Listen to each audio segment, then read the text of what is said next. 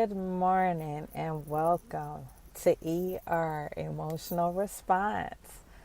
On this dreary, at least in Philly, this dreary rainy morning, welcome back to Life Coaching with Ink. This is Ivory on ER Emotional Response podcast station. Today we are talking about loneliness. Alone versus loneliness. I should have put them in the reverse. Alone versus loneliness. Alone is a very good topic to dive into as we enter and we're about to partake into the warm weather and be swayed or persuaded based on the activities or the people we're meeting. And sometimes we have a tendency to meet more people when it's warm outside. So I just want to talk about the ability to be alone. The ability to be alone is awesome. It's so much power in being alone. When you're alone, you gain clarity. When you're alone, you gain deeper understanding. When you're alone, your love, your vigor for different topics or even yourself or your loved ones becomes more passionate. So having alone time is so key. Whether you're an introvert or extrovert, introvert and extrovert personalities have something to do with energy levels. And extroverts, they get their energy levels from connecting with people. Introverts get their energy levels from being by themselves. However, regardless whether you're an introvert or an extrovert, you will gain much strength in alone time. Now, it is a versus, because alone versus loneliness is two different things. Loneliness is a sense of disparity, a aching, needing, almost desperate cry of incompleteness. You don't feel complete unless someone's around. And that's dangerous. Because if you're walking around lonely, you might entertain the wrong people, the wrong activities, and even the wrong thoughts just to fill or dampen, as I would say, that feeling of loneliness. When you feel that feeling of loneliness, where no one's around and, oh my God, I just feel like I'm about to die if someone don't come around or someone don't call me or someone don't text me. When you feel that feeling, you have to throw up a red flag on yourself, because it's that very feeling that makes people do desperate things. And the intensity behind that feeling will make it feel like what you're doing to, in efforts of dampening that feeling. The intensity behind that feeling will make you feel like what you're doing is right. So let me call up this ex that I know ain't never did anything right for me, ain't never been good to me. But let me call up them, because at least I'll be talking on the phone with them. Let me text them, because at least I'll be texting somebody. Let them come over my house, because at least I got somebody over there. Let me go over their house, because at least I'll be around them. But you know it ain't good. But you're desperate. You're desperate. Even if it's drugs. If I just pop this pill, I won't have that feeling like I need to be around somebody. There is a healthy feeling and feeling to be around somebody, but loneliness is a feeling that triggers desperation. And you don't want to get to that point. You don't want to operate out of that point. So the bigger question is, how do you not feel lonely while alone?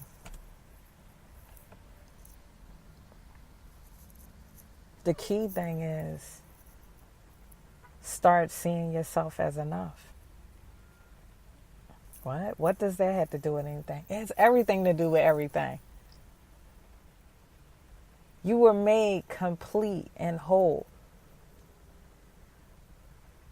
Whatever your name is, that's you. Look at you and say enough is enough. I am enough.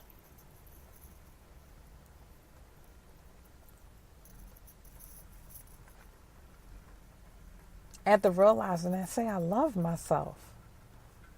That's weird. Well, I gotta look at myself and say I love you. You don't have to look at yourself and say I love you, but it's a certain appreciation that you need to have for your own existence. Because being alone doesn't mean you're without a relationship. You could be in a full-fledged relationship, marriage, companionship, however you title it, and still enjoy times where you're alone. And that's healthy. It's healthy. It's normal to sit back, watch TV, and actually enjoy yourself laughing and hearing your voice bounce off of the walls. Enjoy you. And if you're in a state of loneliness, figure out what got you there. Well, I just got out of a 10-year relationship, and I don't know what it feels like to be alone. All right, take baby steps. But don't bounce into something else. A lot of people had a tendency when they're in a transitional state where they're getting out of a relationship, where they think the next step is to bounce into another relationship. That very next step is enjoy time alone. Enjoy time alone.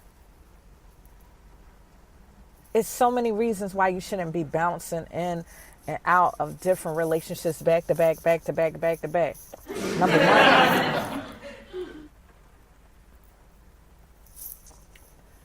Number one,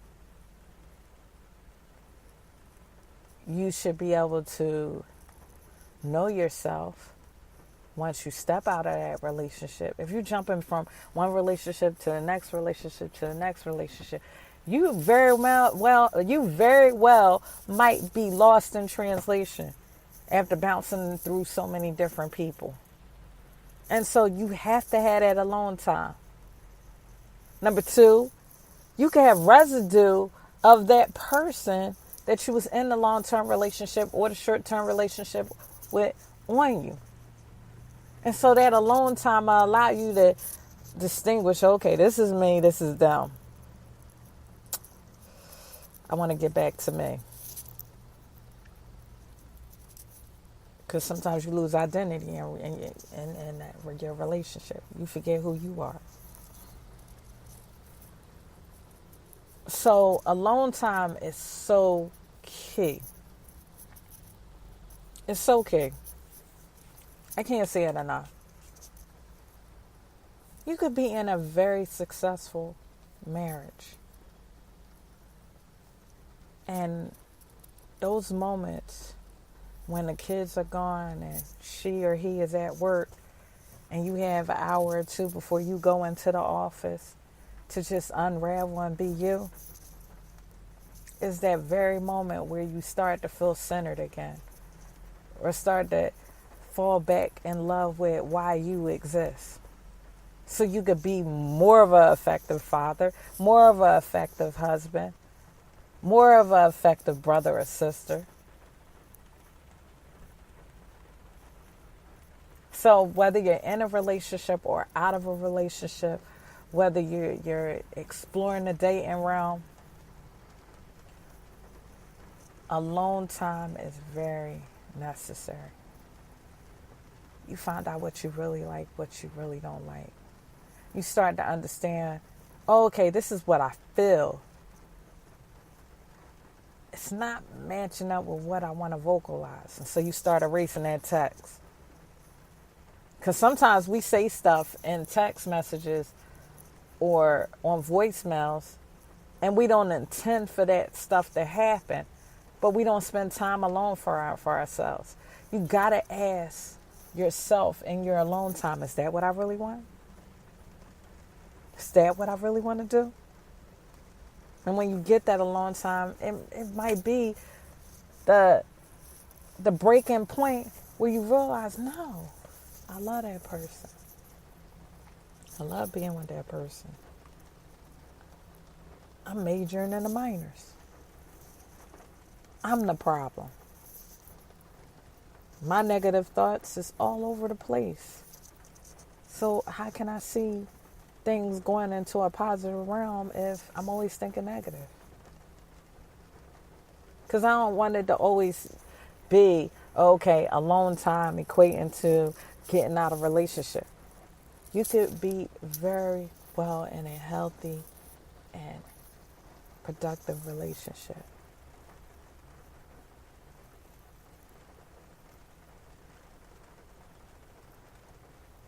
And alone time will give you that sense of clarity to go on.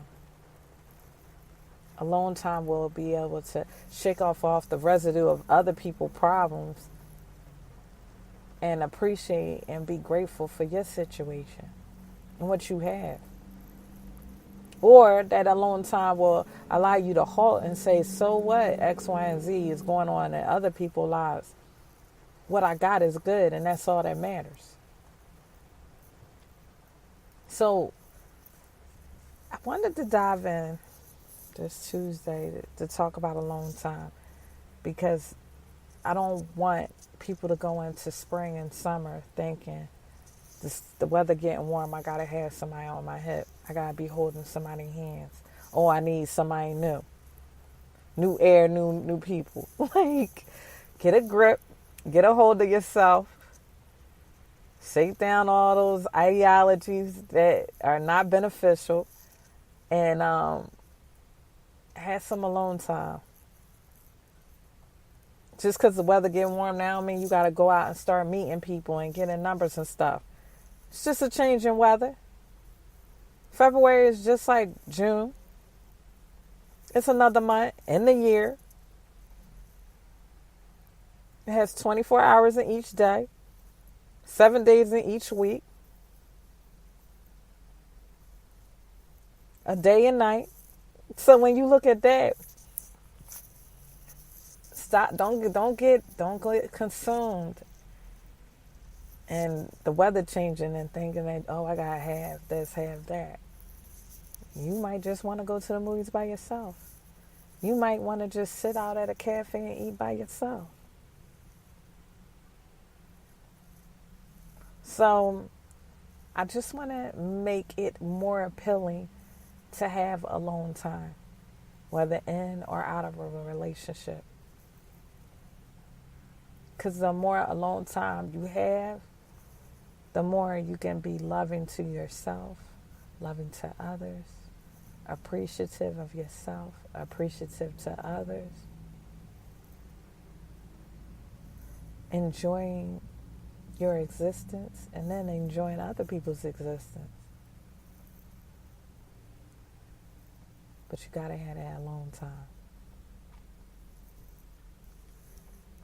On Thursday, I'm gonna talk about different questions you can ask yourself during alone time to make that alone time more productive for you if you need it. And I will cover some activities during alone time you can do. Enjoy this Tuesday. This concludes Emotional Response episode on Alone. And see you soon on this Thursday.